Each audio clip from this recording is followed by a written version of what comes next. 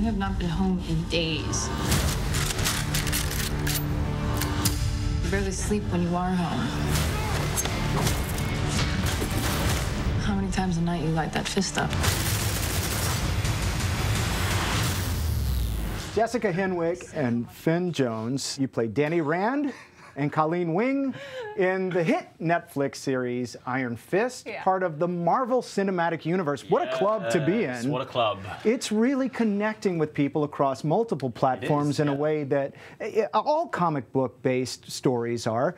Why do you think at this moment in history so many people are responding to stories like that? Is this something you haven't thought about? It's just pure escapism. Yes, that's what it is. And I think it also, you know, people grew up with comic books and like they're getting older now, so it's like a hark back to their childhood. But I think you're right. I think it's escapism. There's a lot of crazy shit happening in the world, so you know they need to kind of go to the movies and forget about it.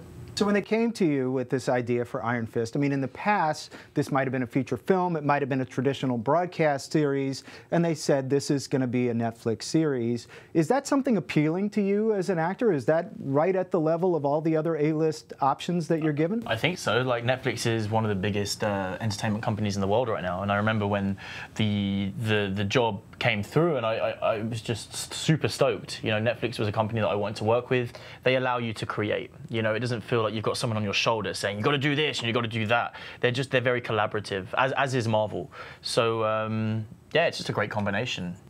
The show is beautifully stylized. There are some serious fight sequences in this series. How much training did that take, and how difficult are those to film? It was a lot. We started training about 4 months ahead of schedule, and then it just continues throughout the time that you're filming. So it really is like a total, it's a lifestyle. It's a completely new thing for me, but it's great. Like, it's a great challenge, and it's, you know, to be able to take on these skills as an actor is really, I mean, it's great. Like, you just don't get that opportunity often. Did you know what you were signing up for now that you've been in it for 2 seasons? Yeah, I knew what I was signing up for, and I was ready for it, man. You know, like, you were.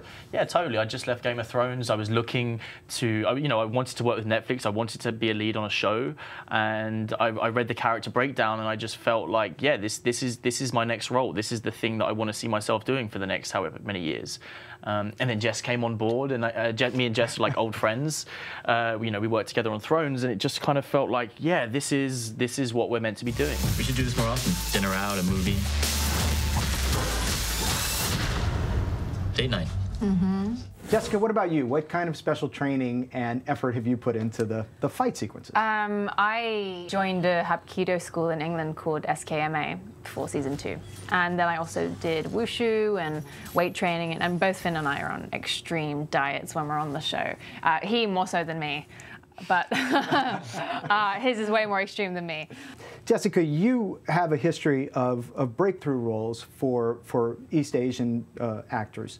Aside from celebrating Asian culture with the martial arts that are included in this is not a stereotypical Asian woman as far as Hollywood or mainstream films or series go.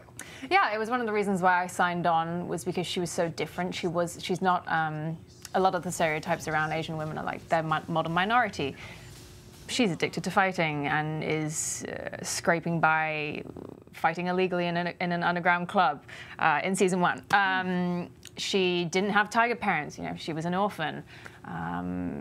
She was just so unlike anything I had read for an Asian woman. I felt like the gender roles were switched a little bit in that the male is stereotypically the dark, brooding man, and that was kind of Colleen, and the woman is usually the bright-eyed ingenue, and that was kind of Danny coming back into the world. Like, he was like a child in New York, and she was the loner. And it was just so unusual.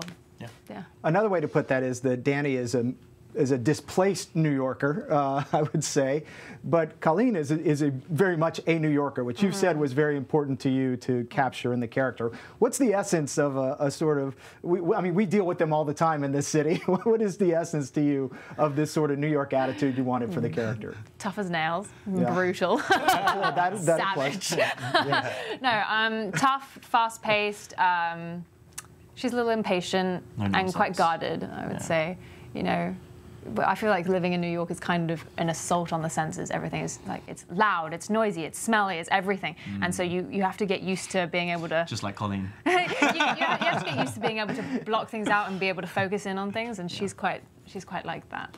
And what about Danny? How would you describe that character? Well, he's a constant character in evolution and growth. You know, we took him from a very naive, vulnerable, fish out of water character who was the youngest of all the defenders, and over the course of many different seasons of television and shows, we're growing him into an adult and also into a superhero. And it's been really wonderful to take that character on that journey, and the place where he starts in season 2 and where he ends is pretty cool. Yeah, it's pretty cool to see the character grow like that and to grow with him. This is part of the larger Defenders crossover universe in Marvel Comics. Is that fun as actors creating these characters, the fact that you've got this sort of second backstory going on that you might at any point be a part of? Yeah, I mean, it's an entire world, and it's great to play with these other actors that, you know, are a part of our world, but they also like exist separately. So it's always nice when the characters interact, but also the actors interact, because you share this kind of similar experience. And I don't think that's really happened on television much, that you've had these characters that have been developed over seasons of television and they come together. You know, it's a real long-form storytelling and characterization, which is a really interesting thing to be a part of. Yeah, and also just as an audience member, watching you with Mike, watching Finn and Mike together on screen for the first time, it was like, this is so interesting. And watching Jessica Jones and Matt Murdock to come together, like it was fascinating because they're all from such different worlds. Yeah. And it's the same with Colleen and Misty Knight as well. Like all these characters you spend a lot of time with individually, when they suddenly come together, it's like the inner geek is just like, yeah. What's next? I know we're getting ahead of ourselves, so you're hoping for a season 3. Yeah. Yeah. Sorry. No, that's all right. This is streaming, so we can put that on. Oh, yes, we can. We stream too, you know. Perfect. Yeah, of course, man. We would love to see a season 3, especially where the story goes this season and where the characters end at the end of season 2. Like, it is just begging for a season 3. Like, you can't not want to see what happens more with these characters. Yeah, it ends on a big... I mean, it's just like... Not a cliffhanger, but it's a big tease. Yeah, it just takes in a completely different direction, which I don't think that fans are going to expect. And creatively, it allows us to really tell like continue to tell a great story. Yeah, we're off book. We're totally off book. Yeah. Anyway, we should stop. We should stop saying stuff. Great. Now I have to binge it when it comes out. Well, Finn Jones, Jessica Henwick, thanks for being with us. And I know in my house, my son and I will be watching on September 7th when season 2 of Iron Fist premieres on Netflix. Thank you. Thanks a lot, man. Thanks, guys. Thank you. Awesome. Thank you so much.